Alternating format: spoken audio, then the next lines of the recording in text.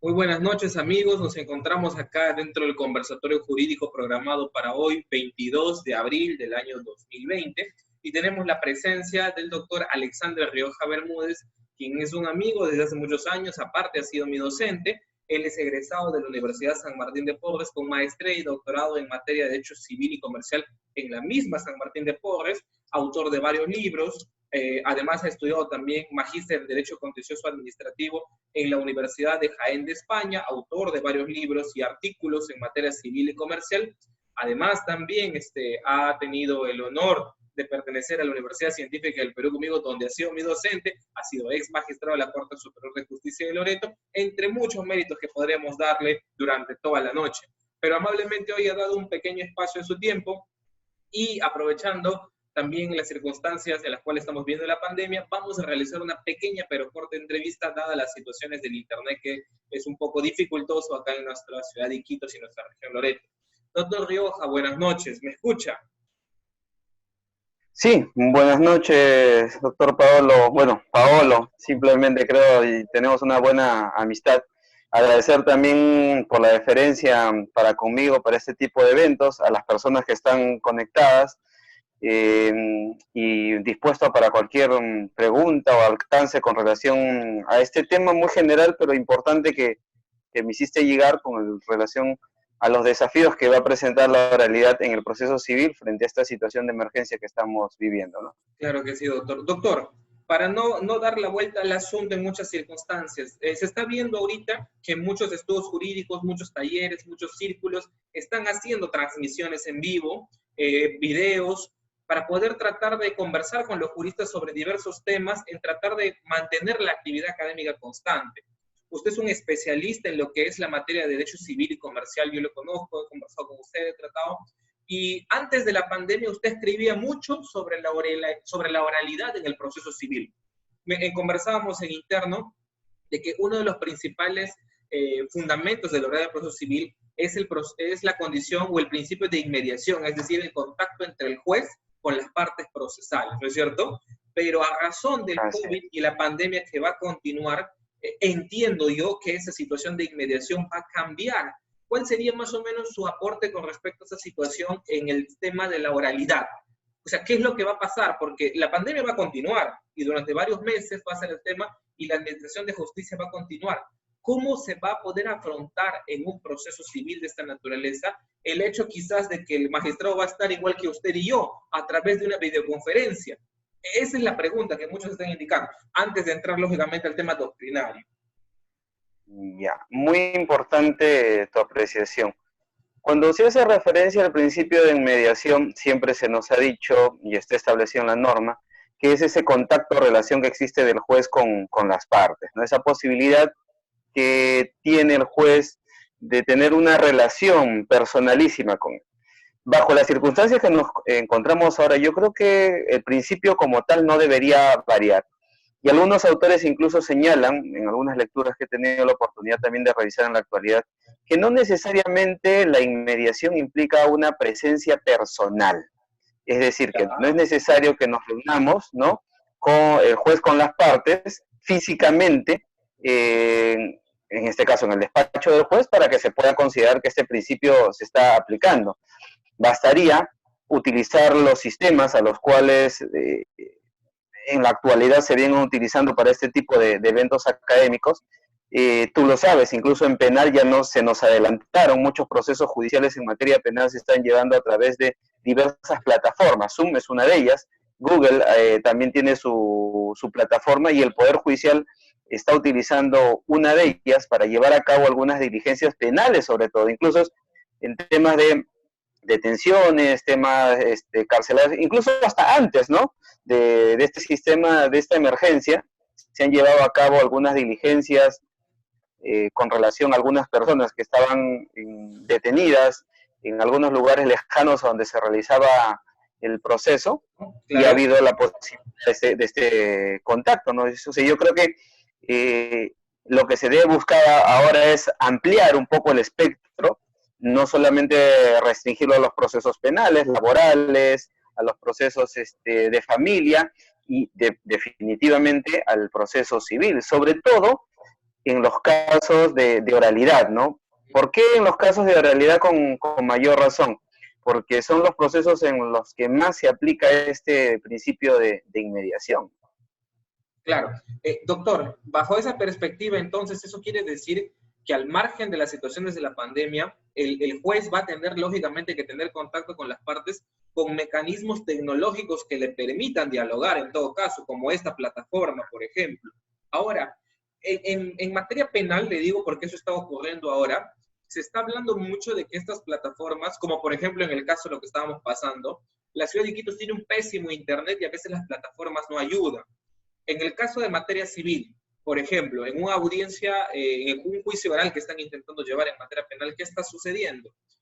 Hay objeciones. Hay objeciones, por ejemplo, que el fiscal se encuentra haciendo una pregunta al testigo y el abogado defensor tiene que hacer una objeción inmediata, pero la lentitud del sistema, es decir, del propio sistema informático, evitan que la objeción pueda llegar a tiempo. Y eso está ocasionando que estos procesos judiciales en materia penal se frustren. Cosa que no creo que sea la misma naturaleza en civil, porque en civil no hay tanto el tema de las objeciones de esa naturaleza, ¿no es cierto? Pero sí hay una oralización claro. Previa para una cuestión, por ejemplo, si no me equivoco, y corrígeme usted, en la segunda etapa que se llama la fase trial, que usted mismo lo establece en los artículos, ¿no es cierto? Al momento de la situación del establecimiento de los puntos controvertidos y poder determinar antes de eso los medios probatorios que pasan al saneamiento procesal. ¿Qué sucedería o qué es lo que debería hacer el Poder Judicial quizás en implementar tal vez alguna norma específica para adaptar este proceso civil a estas nuevas condiciones? Porque yo me imagino que debe haber algún protocolo de normas que establezcan qué plataformas vamos a utilizar, qué deficiencias van a haber con respecto, me imagino, en cuestiones de donde no hay acceso a Internet. Porque en el caso, por ejemplo, le comento en la casilla judicial electrónica, se entiende que cuando llega a la casilla llegue inmediatamente, ¿no es cierto? Y el plazo debería contar al día siguiente. Pero se ha sacado resoluciones administrativas del Poder Judicial que le otorgan un día más, porque se sabe que en algunas zonas no está bien el Internet o no puede revisar el abogado o algunos abogados no tienen acceso. Entonces, ¿cree usted que el Poder Judicial debería sacar normas administrativas también para regular estas nuevas formas que vamos a tener en la oralidad del proceso civil? Definitivamente, lamentablemente a veces se cree que la realidad de Lima es la realidad del Perú y lamentablemente eso no es así. Yo lo he vivido incluso cuando he estado mucho tiempo en Iquitos, donde definitivamente el tema del Internet, que ahora va a ser fundamental y básico para poder aplicar estos sistemas de oralidad, no es bueno, es lento, y no nos permite una ayuda, nos genera más bien un problema adicional. Entonces, yo creo que se deben establecer, como tú bien dices, determinados protocolos, pero protocolos que deben realizarse en función a cada realidad. Ese es el problema. Yo creo que nos falta trabajar en ese sentido y ahí las Cortes Superiores de Justicia deberían mostrar cuál es su realidad, ¿no? Iquitos tiene una realidad muy distinta. Es más, dentro de Iquitos hay otras realidades. Yo en algún momento como magistrado tuve la oportunidad en el órgano de control interno y resultaba que nos íbamos a Contamán, a Requén, otros lugares en los que había que notificar y la notificación estaba ahí meses porque no había dinero para gasolina, ¿no? Para que la lancha o la trocha que tenían en ese momento para hacer la notificación en un pueblito lejano, en un sitio lejano, no se podía llevar a cabo por recursos económicos. Que pese a que por la distancia también todavía contábamos con máquina de escribir. Mira, a estas alturas, máquina de escribir o incluso en algunos casos computadoras de las que algunos hemos conocido, otras no, que son de un solo color, ¿no? Y donde todavía hasta con disquete todavía funcionaban. Entonces, con impresoras todavía ni siquiera láser, sino de cinta, y que los mismos muchachos le echaban tinta líquida para que poder utilizarla 4 o 5 veces más. Entonces yo creo que tiene que partir mucho de que cada corte puede establecer su realidad, no solamente como corte. El corte de Loreto tiene su realidad en Iquitos mismo, pero ¿qué pasa en la periferia? Claro. Entonces el tema del Internet no está llegando partes, y lamentablemente si este sistema busca un tema de celeridad, busca un tema de inmediación, busca un tema de economía, pero el soporte principal de este sistema de oralidad es casualmente, y ante esta situación actual que estamos viviendo, necesariamente tener una plataforma o sistema de internet que pueda sustentar todo esto, ¿no? Y que no tengamos de repente, como ha ocurrido en algunas conferencias que me han invitado en Iquitos, que se corta y vuelve a ingresar nuevamente a la sesión, entonces genera un problema adicional en lugar de una solución. Claro, como lo que esperemos que no pase acá también, ¿no? Esa es la idea, esperemos que no nos cortemos ahora acá en este sentido. Ya. Doctor, cuando yo leía su artículo que usted planteó en la oralidad en el proceso civil en enero de este año, ya en Legis, en LP Pasión por el Derecho, que además de eso debo indicar que este conversatorio que estamos teniendo cuenta con el aval académico de LP Pasión por el Derecho, así como también cuenta con el aval académico del Colegio de Abogados de ICA y del Círculo de Estudios Lumen Mentis de la Universidad Científica del Perú. Agradecemos a ellos que nos han brindado el aval y nos han permitido hacer estas circunstancias. Cuando usted escribió ese artículo, casi más o menos al final, usted hace una pequeña referencia que dice: asimismo, el abogado ya no tendrá la posibilidad de acudir a la oficina y luego del plazo legal elaborar su escrito de alegatos con toda paciencia del mundo, hurgando en libros, resoluciones e internet para plasmarlo en un voluminoso escrito que engrose el expediente judicial. Ahora el abogado debe estar preparado para luego del desarrollo del proceso, simplifique las cosas e informe lo que corresponde con sus alegatos de clausura, lo que sintetice que debe darse la razón con base de actuaciones que han acreditado plenamente su derecho. Usted ahí se adelantaba ya mucho antes, cuando no había pandemia en el Perú, a que necesariamente los abogados tenían que prepararse ya, ¿no es cierto?, para estar a la disponibilidad de poder argumentar libremente, simplemente y simplificar las situaciones para llegar al magistrado. Yo recuerdo mucho que se comentaba un aforismo que el resumen o lo simple es el manjar de los jueces, decía.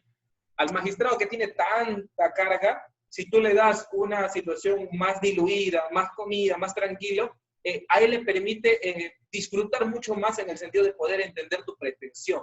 Pero ahora, doctor, siendo francos, en la práctica judicial hay muchos letrados que no dominan por así decirlo, esta pequeña forma o este arte de poder simplificar su pretensión y poder plasmarle al juez. Entonces, esto va a ser muy complicado. Si antes de la pandemia habían personas que se rehusaban a este sistema oral, que ya no solamente es en civil, sino está en penal y laboral en nuestro país ya, imagínense ahora la necesidad de disminuir el tiempo en las audiencias, por ejemplo, virtuales. Va a ser todo un reto. Va a ser todo un reto. Ahora, al menos cuando estamos en una audiencia personal hablada, te explayas 15, 20, 30 minutos y el magistrado está diciendo tiempo. Pero ahora el magistrado te van a poner un cronómetro, quizás ahora si tuvimos una videoconferencia, y automáticamente, si es que el Poder Judicial lo regularía, por ejemplo, estoy adelantándome, una resolución administrativa que establezca que los alegatos de clausura en materia civil no durarán más de 10 minutos, está el magistrado, preséntese, y te ponen un cronómetro de 10 minutos, o de 5, dependiendo. El abogado va a tener que tener oratoria, y va a tener que tener una capacidad sintética. Y definitivamente eso, sumado a los manejos informáticos, va a ser todo un reto. Entonces, la pregunta es, doctor, ¿considera usted que ha sido docente realmente? Porque usted ha sido docente varios años en la UCP, más ha enseñado, creo que ahorita está enseñando en las universidades de Lima, que los jóvenes están preparados para este reto, porque ahora nos han metido el fogón con el tema informático, hay que ser francos, no solamente nosotros, sino a todos los abogados de todos los estándares de edades y de promociones. ¿Estaremos preparados para adaptarnos a este cambio?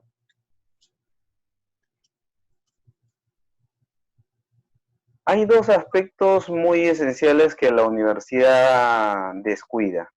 Y es el aspecto de redacción jurídica, que no se da la redacción jurídica, no sabemos redactar muchas veces los abogados. Y el otro tema es el propio cómo expresarnos, ¿no? El tema de la oratoria a veces se toma de manera muy, muy sencilla, pero lo que es las técnicas de litigación oral, eso es lo que no se nos ha enseñado. Y parte de un aspecto muy importante al que hacías referencia también, ¿no? Ustedes los penalistas están mucho más adelantados que incluso los laboralistas, los especialistas en familia y nosotros de civil, porque ustedes trabajan algo que nosotros recién vamos a empezar a ver y que ya se está viendo, el tema de la oralidad propiamente con la llamada teoría del caso, ¿no? El legato de apertura, el legato de clausura, ¿no? Son aspectos muy importantes donde tú señalabas, necesita el abogado estar mejor preparado. Si el abogado no está preparado, no sabe elaborar su teoría del caso al inicio del proceso y al final no sabe realizar un alegato de cierre o de clausura, donde tienes que ser, como tú indicas, muy conciso, muy sintético, muy preciso, porque salvo que sea un proceso muy complicado, ¿no? Pero después tienes que incidir básicamente en los medios probatorios que se llegaron a actuar y que acreditan las pretensiones que tú planteaste en la etapa postulatoria del proceso y que lo señalaste en estos alegatos de apertura.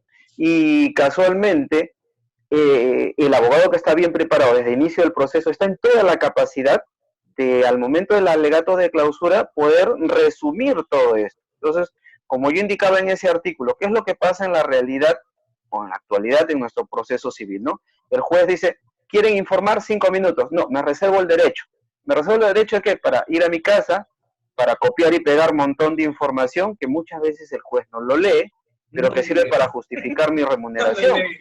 Pero que, vuelvo a reiterar, muchas veces el juez no va a leer. Es más, sí, en la práctica lamentablemente eso es lo que sucede, ¿no? Entonces, un abogado bien preparado que conoce va a querer en ese momento poder alegar lo que tiene que alegar de acuerdo a lo que sabe.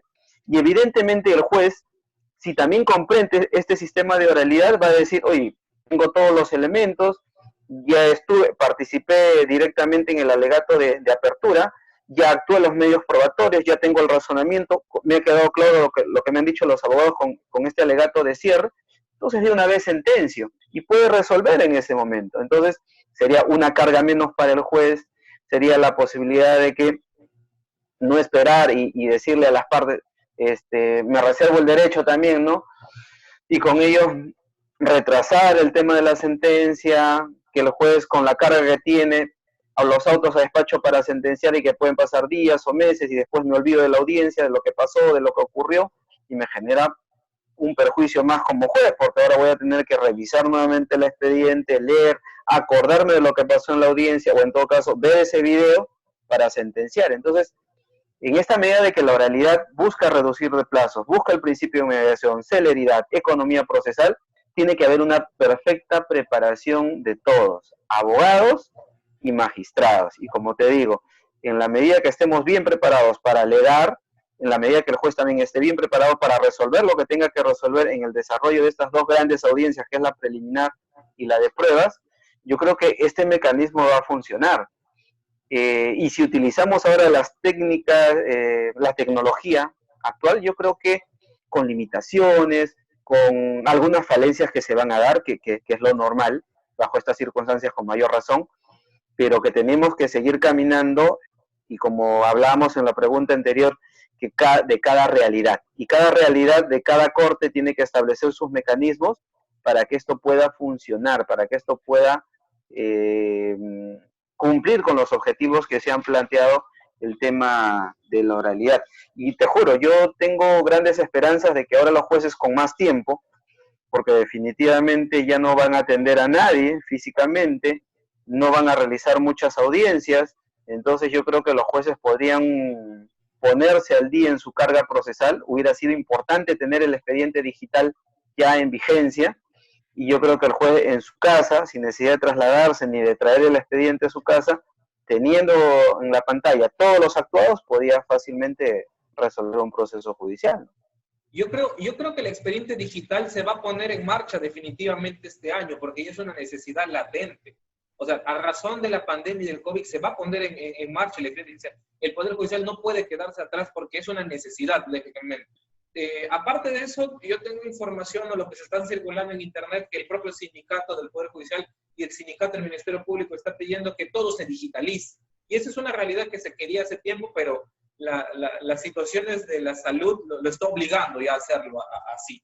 Doctor, para más o menos terminar, así como usted, como hemos considerado ambos, creo que coincidimos, que el tema del Internet y algunas deficiencias propias de cada región por la conexión, por la falta de implementos informáticos, va a ser una falencia, también deberíamos quizás observar que en algunas regiones podría ser favorable, porque estos sistemas tecnológicos nos permiten también a aquellos que tienen la posibilidad de acceder a los mismos y que los dominan, de hacer quizás una exposición oral magistral, porque puedes usar diapositivas, puedes usar videos, puedes, es decir, transformar todo un esquema para darle una situación de una visión diferente al juez. Me imagino, vuelvo a presumir, si tengo que presentar un nuevo probatorio en el cual tengo que resaltar un punto fundamental en el juez mientras expongo y el juez está al otro lado de la pantalla, que mi medio probatorio aparezca, hago un zoom, aparece, subraya muchas cosas, le puede ayudar también al abogado. O sea,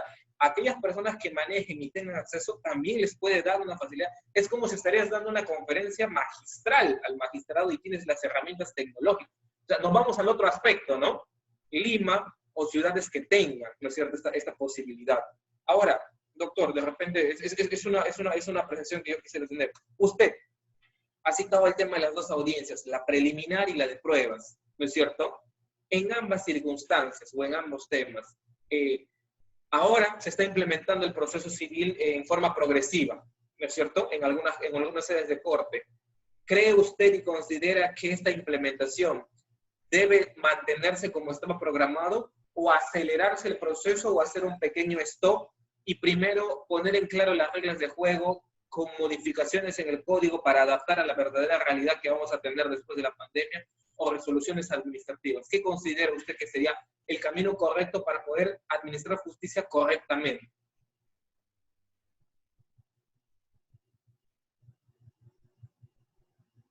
Mira, partamos de un principio. Nuestro código de 1993 ya regulaba todo este escenario de oralidad en el proceso civil, y no lo hemos entendido así.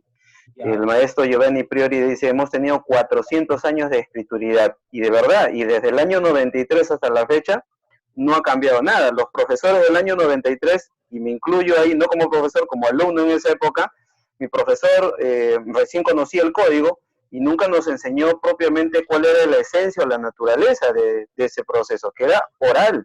Y teníamos una audiencia, fíjate, de conciliación, teníamos una audiencia de saneamiento procesal, una audiencia de fijación de puntos controvertidos, que implicaba todos estos aspectos, todos estos principios de oralidad, pero que no se supo entender y que no se tenía en ese momento las herramientas tecnológicas como para poderlas aplicar. 2008 se emite una serie de normas, se deja de lado la conciliación dentro del proceso, se deja de lado las diversas audiencias para hacer propiamente autos, un auto de saneamiento que me van a notificar, un auto de fijación de puntos control, y nunca conocí al juez, y el juez nunca conoció a las partes, ¿no? Entonces, bajo ese sistema, no ha servido de mucho porque no se implementó propiamente los aspectos del código, no se hizo la capacitación correspondiente. Entonces, yo creo particularmente que es un tema que tienen que estar involucrados todos los actores, abogados, desde los colegios de abogados, estudiantes, porque son los que van a salir. Ahorita los que salían o iban a salir este año con ese tema de oralidad nunca se les enseñó, entonces salen a la calle sin saber manejar ese tema. A los jueces la debida capacitación. Pero ¿sabes cuál es el aspecto principal? Y es algo que no se está tomando en cuenta, es que el Estado tiene que invertir. El Estado está esperando de que, en este caso fue una idea de los abogados, de los jueces, especialmente de los jueces de Arequipa, y se ha ido replicando en otras cortes. Pero no es desvestir a un santo para vestir a otro. ¿Qué es lo que están haciendo en Lima y en otros lugares? A ver, tú, Pablo, tú eres juez del 5º juzgado civil. Tú vas a ser ahora juez de oralidad. Y tu carga, no, tu carga se la vamos a distribuir a los otros jueces. Pero los otros jueces ya tienen 2.000, 3.500 expedientes, le vas a sumar 500 o 1.000 expedientes más. Entonces, si no pueden con esa carga, ahora le van a dar más carga. Tú empiezas con carga cero, supuestamente. Y deberíamos haber ya cumplido, yo creo, con todos los procesos judiciales, haberlos concluido. pero sin embargo hasta la fecha no se da esa situación. Yo creo que se tienen que crear más juzgados. Yo discrepo con algunos amigos, bueno, y siempre lo hemos hecho alturadamente, que dicen que no, la realidad va a funcionar bajo ese aspecto. Pero yo creo que si no se dotan de más jueces, no se crean más órganos jurisdiccionales, vamos a terminar lo mismo que ocurrió, y no sé si tú te acordarás, en algún momento en Lima se daba el tema de los juzgados comerciales. Juzgados comerciales que tú presentabas una demanda y a los 10 minutos ya estaba calificada y al día siguiente ya estaba notificada, que había, y no pasaba más de un mes o 2 meses donde ya había el auto final. Y era una maravilla, donde los jueces eran dioses prácticamente ahí, el personal tenía todas las comodidades, facilidades, y que después deciden mandarle toda la carga, porque como estaban al día, toda la carga de los otros juzgados, y en la actualidad los juzgados comerciales son un desastre, ¿no?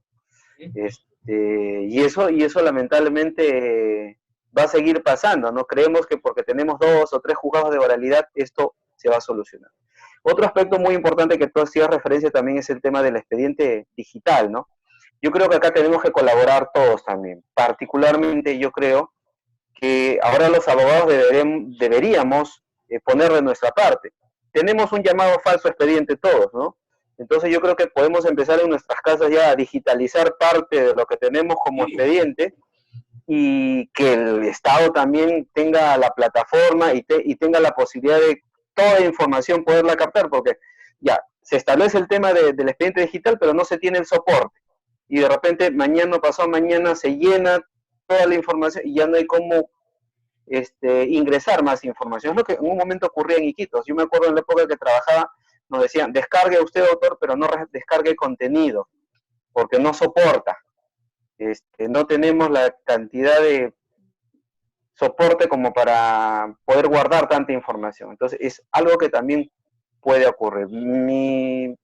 A mi parecer, yo creo que no todo hay que pedirle al Poder Judicial, y podríamos hacer, si yo tengo mi demanda, la digitalizo y de repente la comparto dentro del expediente, ya se formará un protocolo donde se establezca cómo ingresar determinadas piezas procesales, qué actos procesales y cómo, y se puede ir formando un expediente digital, tanto con la colaboración de los abogados como la colaboración de los trabajadores del Poder Judicial. Sí, digital. Claro, yo creo que eso podría ser una alternativa en la que nos comprometamos todos. Claro. Claro. Nos comprometemos todos, ¿no? Y todos ponemos de nuestro granito de arena. Y la información que tenemos debe ser pues brindada de acuerdo al principio de buena fe y presunción, que se entiende que son los documentos y los elementos así es. Correcto, que suponen, con las consecuencias penales que se darán si es que se ingresan documentos que faltan a la verdad. Doctor, en los procesos civiles generalmente se debe dar, ¿está programado para que sean grabados o solamente con audio?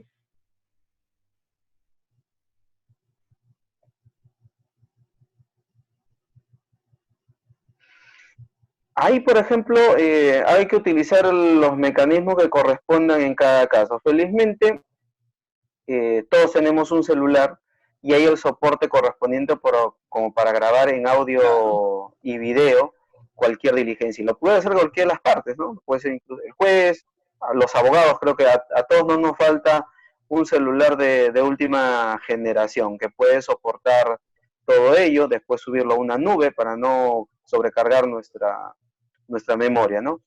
Pero sí, yo creo que es libre. Ahí la norma no limita ese tema, ¿no? Lo importante es que, por lo menos desde el punto de vista de lo que hay en el expediente, tiene que haber un acta, donde esta acta no tiene que ser más de media hoja, ¿no? Donde no se tenga que transcribir nada, porque lamentablemente la costumbre ha sido que la oralidad es hablar, se graba y en penal tú vives eso, después el pobre secretario tiene que amanecerse tecleando, transcribiendo todo lo que dijeron, ¿no? Horas de conversación transcritas. Y la idea de la oralidad nunca fue eso. Creo que ni en penal y en civil menos, ¿no? Es algo que es un error. Así es. Claro, y eso tiene que quedar solamente... Claro, creo que es un error que no debería específicamente repetirse en civil, lo que estamos manejando en penal ahorita. Lo digo, doctor, ¿por qué? Porque cuando se inició el principio de oralidad y el nuevo código de lo que es penal, se intentaba grabar todas las audiencias, pero la plataforma era demasiado pesada. O sea, crear un video de una audiencia de 3 horas era extremadamente el peso. Entonces, los servidores de las cortes no soportaban. Y se tomó la obligación, mediante una resolución administrativa, de reducir el video y solamente que quede en audio. Y los únicos procesos que se graban son los procesos llamados emblemáticos. El resto todos solamente son audio, solo los emblemáticos son grabados. A veces lo vemos en Justicia TV, a veces también lo transmiten en vivo y en directo, en virtud del principio de publicidad. Doctor, para terminar ya, porque ya estamos ahorita para poder terminar y concluir esta entrevista, yo le agradezco. Antes de terminar, quisiera hacerle una pregunta específica fuera del tema de lo que es jurídico en estas circunstancias. ¿Qué opinión realmente le merece a usted las circunstancias que estamos viviendo? Porque muchas veces, muchas personas indican que los abogados, y me lo han dicho así, no aportamos mucho al tema de esta pandemia. Somos profesionales en los cuales nosotros estamos detrás de la línea de profesionales que son los básicos, los médicos, los enfermeros, los servidores que son los policías, las personas dependientes que tienen un lugar donde vender productos de primera necesidad, y como que los arquitectos, ingenieros estamos detrás, ¿no es cierto? Cuidándonos ahora. Pero yo tengo particularmente mi propia opinión. Somos los abogados quienes estamos ahorita y vamos también a sufrir un cambio, porque todo ese personal de primera línea, desde las normas del COVID hasta la forma como se va a llevar el proceso civil oral ahora con estos cambios, hasta el uso de tecnologías, hasta las personas que están en el penal y van a tener que luchar por su libertad a razón de esto, los abogados van a tener que tener un papel fundamental para cambiar toda la estructura jurídica, las estructuras normativas, porque hay otra realidad. Mi pregunta es para usted, ¿qué opinión le merece estas circunstancias o estos cambios? ¿Y qué quizás se podría invocar a los otros colegas o estudiantes de Derecho que ya van a salir o vamos a tener que adaptarnos a esta nueva realidad?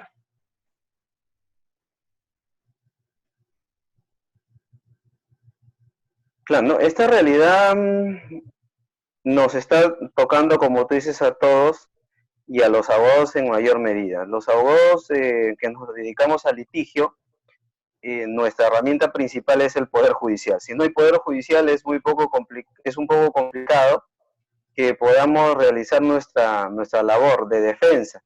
Pero en estas circunstancias se pueden vulnerar muchos derechos.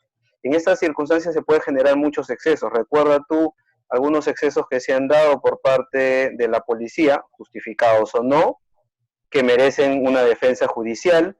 Algunos excesos que se están dando con relación a desalojos que no corresponde en estas circunstancias porque hay una exposición de peligro a personas y porque estamos, vuelvo a reiterar, en una situación de emergencia donde no se pueden violar esos derechos y que muchos ciudadanos desconocen, ¿no? Fíjate que en el ámbito laboral también, ¿no? Ya muchas empresas van a dar esta suspensión perfecta de labores, pero como abogado yo tengo que verificar realmente si se están cumpliendo con las normas y si les corresponde o no la aplicación de la suspensión perfecta de labores a estas empresas.